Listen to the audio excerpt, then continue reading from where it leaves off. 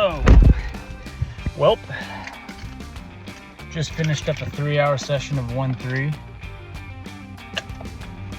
And today was a first. We actually hit a high hand of the night for $600. Hit quad jacks. And we doubled up on the hand too. So, really? Played like 4 hands today. It was just playing super tight. Bunch of like reckless people at my table. And just kind of took advantage of some re-raises pre-flop, and then I would hit the flop and just c-bet and they would fold. And that quads hand, I had top pair with a jack kicker that I won like 125 bucks off of. But anyways, yeah, we signed up for 2-5, but they were taking forever. And then a seat opened up at 1-3, so we decided to sit down. But we bought in for 300, and we cashed out with 1521.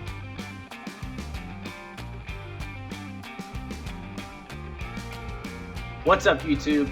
Big Fish back here with Big Fish Poker. Welcome back to the poker vlog. This is episode number 2, high hand, where we do something that we've never done before. We win a high hand. We've had them several times, but someone's always beat us out with either like, honestly, the 2 other times it's happened, they've had better quads than us. But anyways, we hold this time for an extra 600 bones, which is pretty awesome. The action was super great at the table. Calling stations all around. There were 2 people at the table that bought in twice. They got filtered twice and re-bought in for the table max, which was 500 bucks, just in the 3 hours that I was sitting there. And here we're playing a 1-3 game. And it was crazy. People just check call all the way down, and then they show down with like 3rd or 4th pair, or like jack or queen high. And honestly, like looking back, if I wouldn't have hit the the high hand little jackpot payout, I probably would have stayed there and kept playing for a long time. But anytime that I can lock up $1,000 profit on the night and be home at a decent hour, I'm probably going to do that 9 times out of 10. But yeah, after reviewing a few of the hands that I played, I don't think I did anything really like skill wise to make money. I just think I was just put in very good positions. I played very, very little like pots. I played a little amount of hands. When I would get in a hand, I would try to build the pot up as big as possible, and I was always getting called. And like the other people at the table that seemed to know what they were doing, they were having the same success too. So I kind of like pick and chose my spots on when I would put money in the pot, when I would limp, or when I would call a raise just to see a flop based on the other players that were in it. And yeah, you'll see on the quads hand that I actually like doubled up on that hand too, which was our biggest pot of the night. And then on top of that, we also got the 600 bucks. So yeah, I think you'll see in a few of these hands the kind of like the luck that I just had this night. It was just one of those nights where I was just being hit with basically the flop and good runouts. But yeah, we'll dive into it. I'll break down a few of the hands, what I was thinking in the moment, and also after looking back, how lucky I got to hit the high hand payout for the hour. I really thought I had it locked up on the turn, but after thinking about it and talking to a few of the people at the table, I got super lucky on the river. Super lucky.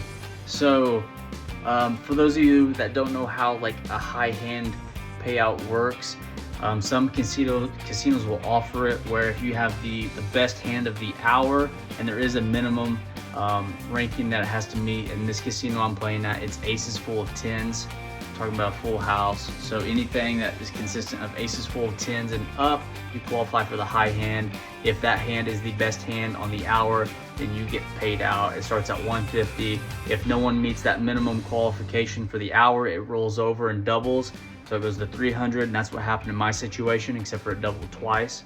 So it started at 150, went to 3, and then I hit it at 600. But the kicker is the hand has to be showed, like that showdown. So you have to get to the river, and you have to get the showdown, and both cards have to play. Yeah. You'll see in the quads hand, I really wasn't thinking about that in the moment. I don't think I would have done anything any different though, to be honest with you. But yeah, we got super lucky that I'll get into that in a second. But anyways, guys, enjoy. If you like the channel, give us a like, subscribe, comment down below. Let us know what you like, hate, love about the channel, anything else that you'd like to see. So until then, guys, have a good one. First hand we get involved in on the night, we're in the small blind and we pick up King Jack offsuit, Jack King off, and the under the gun straddles the $6. We buy in for $300 for this session. We're playing 1-3, and we've been doing a lot of pre-flop folding up to this point of the session. A few things that we've picked up at the table. Under the gun and cutoff have been calling stations, and I think they're two people that we really want to get involved with at this table. Cutoff just called a river bet and showed king high the hand previous to this. Under the gun's been straddling that's every single hand that he can, and you can tell that he's a big action player, but so far he hasn't made it to showdown with anything of any strength at all to note. So whenever under the gun straddles the $6 and cutoff raises it to 12, this is definitely going to be a hand I want to get involved in. I'm thinking about 3-betting here with king jack off, but the button calls. Button seems to be a pretty straightforward player, pretty solid player. With the big blind and under the gun left to act after us, we're not too worried about them putting in a 3-bet, so we're comfortable putting in the call here and seeing a flop, especially with the under the gun and the cutoff having the action lead. So we call it $12. Big blind and under the gun follow suit. We're going 5 ways to a flop with king jack off. Flop comes king high, which is great for us. King 9 deuce rainbow. It's on us. We're confident that either under the gun or the cutoff is going to do something crazy here, so we just check to him. Big blind checks, and unfortunately it checks around. So that's a good thing and a bad thing. Obviously it's good because it means we probably have the best hand here, but bad because we didn't get any money in the pot on the flop and failed to build a pot. So when the turn comes, a very safe card, a 5 of diamonds, we definitely want to start pumping up this pot here, and we want callers. We want those people that are on some weird draws here. Diamond draw obviously comes in. You could have, what could you have here? Like some type of straight draw if you had like Jack 10 or Queen Jack, something of that nature. So we bet 25 bucks. Under the gun and button are the only 2 customers. Like I said, we're not too worried about under the gun. He could literally be calling with a pair of 2s or some type of diamond draw here. Button, on the other hand, he could have something like maybe ace 9, maybe king with a worse kicker than us. I'm thinking like king 10, something along those lines. He could have us beat with king queen. Don't think he would play ace king this way without 3-betting pre-flop. But we go to a river, and it's a really safe card for us. It comes the 8 of spades. So the only thing beating us really with any logic would be like 6, 7 of diamonds here. Don't think anybody would come in with that. Maybe the button. But anyways, we lead out for like a value bet of $75. We want to get called here. We think we can get called by any 9, or if someone had like ace 8 and they hit an 8 on the river. Under the gun folds and the button goes in the tank for probably 2 to 3 minutes. I thought it was kind of weird to go in the tank that long for such a small bet of $75, especially when there's only like roughly 140 in the pot. He's definitely the chip leader at this table at this point, though. At the beginning of this hand, he started with around 800 bucks.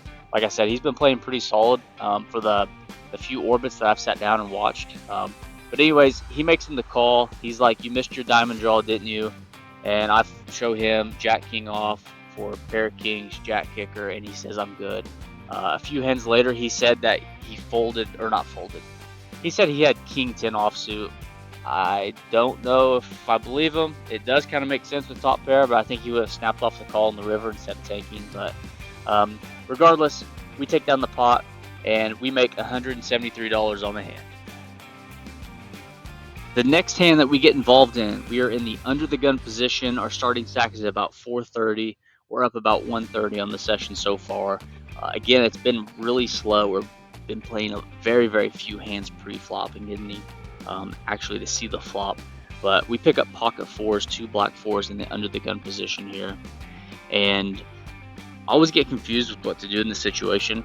Looking back, I do understand that this is either a raise first in or a fold.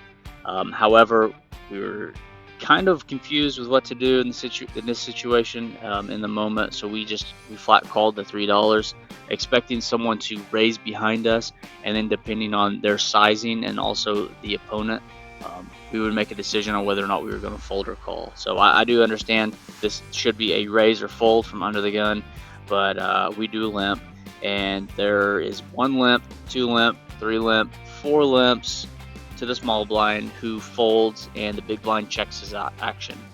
So we are going 6 ways to a flop. There's about 20 bucks in there, and the flop comes 4-9-6 with 2 diamonds.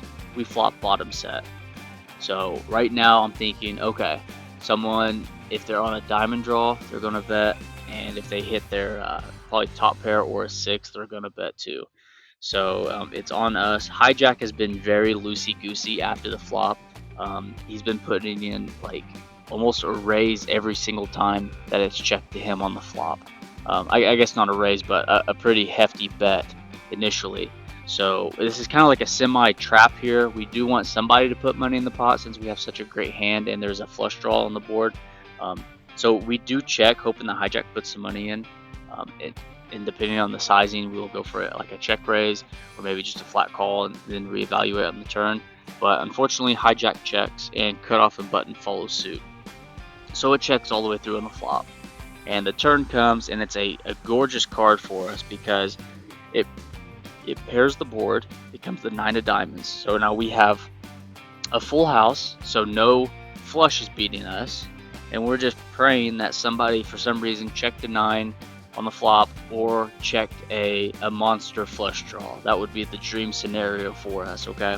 So big blind checks to us, and we definitely want to start building this pot just in case somebody has like the ace or king of diamonds straight up. I feel like they would definitely call us to see if they could hit a diamond on the river. So we bet $5. Again, if somebody has anything of strength, they're going to raise us. We definitely feel like we have the best hand, and that's exactly what happens here. Middle position raises us to $15. Hijack calls, and it folds back around to us. So we always have 2 options here. We can call or we can re-raise, and that's precisely what I do. I just min click it back, hoping that the hijack will get out of line here and put in some type of like monster overbet and re-raise us here. But that's unfortunately not what happens. Middle position and hijack both call, so we have managed to bump this pot up pretty significantly just off of 1 bet from us. And the river comes, and unfortunately it's not a diamond, it's the jack of clubs. So the only logical hand that was really beating us here now that we think would be like jack 9. Pretty sure they would have bet the flop though, so we're not too worried about it. Trying to target some type of like missed flush draw or something, so we bet $75. It's less than pot size. I feel like if someone thinks we're bluffing, easily call it. But unfortunately they both fold, and yeah, we profit $76 on the hand. The last big hand that we get involved in on this session, we're in the big blind, and you can see our starting stack is about 475. We've been kind of stagnant since that pocket 4 hand. Yeah, really not seeing too many flops, but middle position +1 is the main villain in this hand, and you can see he's running stack up to over $1,200. He's been running like a god in probably the past hour to hour and a half that I've been watching and playing at this table. He's been really aggressive pre-flop, even more aggressive after the flop, and on the turn and river, just betting huge, and really hasn't showed down too many hands. He's really gotten his opponents to fold. So my thinking in this situation, and it comes up here whenever he raises to $20, there are a few callers after him, so we're closing the action in the big blind. So I'm thinking here, if we can just call, since we're closing the action, we don't have to face a re-raise or anything pre-flop. If we can hit the flop or get some nice equity on it and we're like really confident he's gonna fire. So that's kind of the thinking here, was just kind of, put the $20 out there, see the flop. If we miss it, it's an easy fold for us. If we hit it, we can definitely get involved with a big pot with middle position +1.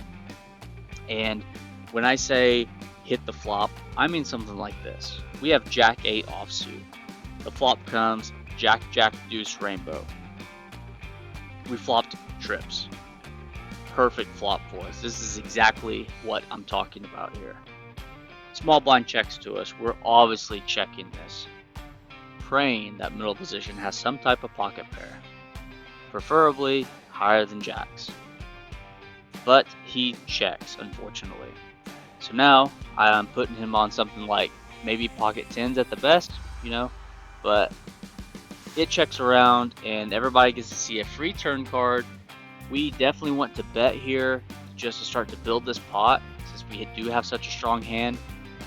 But when the turn comes, the Jack of Diamonds giving us quad jacks, I am thinking, I don't know what anybody could have here. If they have 2 overcards, are they really going to call a bet? So when small blind checks to us, we have quad jacks. That's the high hand at this point. I'm thinking, I just want to get the showdown here, claim the extra $600, and basically get on with our life. So I do check. Middle position, something goes off in his head, and he bets $75. Hijack calls, so this gets even better for us. Not only do we have a bet from the most aggressive and biggest stack at the table, the guy right after him calls. They're just donating to us at this point. I obviously am not going to do anything crazy here. The last thing I want is for middle position +1 and hijack to fold, because then we don't get to claim our high hand jackpot. But so we just call the $75. River is the deuce of diamonds. So in the moment, I really did not think about what I wanted the river to be. But after the hand was played out and after talking to people around me, if the river came and it was bigger than an 8, meaning my 8 didn't play, I would not have won the high hand. And I definitely did not realize that in the moment. So because this deuce came on the river, this deuce literally gave me an extra $600 in my pocket for literally just showing up. So now the only thing we have to do is get the showdown. So how do I do that? There's $300 in the pot already. We have about $378 left. We're just going to check. If they want to bet, we'll raise, we'll get involved with them, we'll bump the pot up. If they just want to check through, that's okay. We're going to make $600 anyways on top of the $325. Middle position has other thoughts. He makes a 2/3 pot size bet of $200. So now we are praying that hijack comes over the top.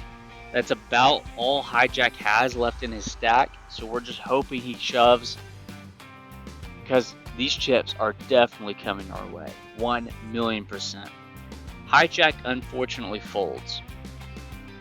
So now we have to decide, do we want to just call, or do we want to just go all in here and try to get him to call with any type of value hand that he has? Again, I'm thinking somewhere along the lines of like pocket tens when we decided just to shove for our entire stack, and he snaps it off, pocket aces. So yeah, we more than double up on the hand, and on top of that we get $600 in our pocket. So we make like more than $1,000 off of one hand. So that was awesome to see. Really, again, no skill involved at all as far as, you know, from my point of view. It was an easy decision pre-flop. I feel like there was a decent pot out there. The most aggressive player at the table was sitting to our left. We were closing the action. It was 20 bucks. We called it, wanted to kill the flop. No one middle position would do the betting for us, and that's honestly what happened. We had every intention to bet out after the turn, but when the turn came to jack, that kind of eliminated a lot of like value hands that people could have. And I feel like if I let out, especially with my tight image that I've had at this table, I feel like it would set off alarms and I wouldn't get as much value from somebody. So Yeah, checking on that turn definitely was the move, especially when middle position took over and took the lead by betting out. Just an awesome hand to be a part of. So when we hit those quads, the dealer obviously called the floor over for high hand. We had about 26 minutes left that we had to survive for these quads. And like I said, I have had the high hand before, but it has never lasted the entire hour to where I got paid out. So we were just like constantly watching that clock tick down. And what's worse, at about the 16 minute mark, the clock froze. So, and no one noticed either. And I don't know if it was a glitch or what, but I kept asking the floor, like, hey, what's up with the clock? And they're like, oh, no, we got it. We got that. We keep track of the time for high hands. And I'm thinking, yeah, like my luck that the hour's going to be up and you guys don't call it and someone's going to come in here with quad queens or whatever. But that didn't happen, thankfully. Once he brought me my $600 in chips, I was sitting there staring at, about 900 in my stack. So I happily colored up and got out of there, grabbed my slice of pizza, and yeah, made it home by like 10:30, which is awesome. So yeah, made over $1,000 on the night for this session. Got home in a decent hour, and yeah, it was just a cool experience. Guys at my table, middle position +1, took it in stride. Like I said, he had a monster stack. He was just pretty good, lucky poker hand. Literally nothing, no skill involved at all. So it's nice to get a hand like that every once in a while, just to kind of, put you over that hump and get you in the green. So appreciate you guys tuning into the poker vlog. That was episode number 2. Until next time, run hot, everybody.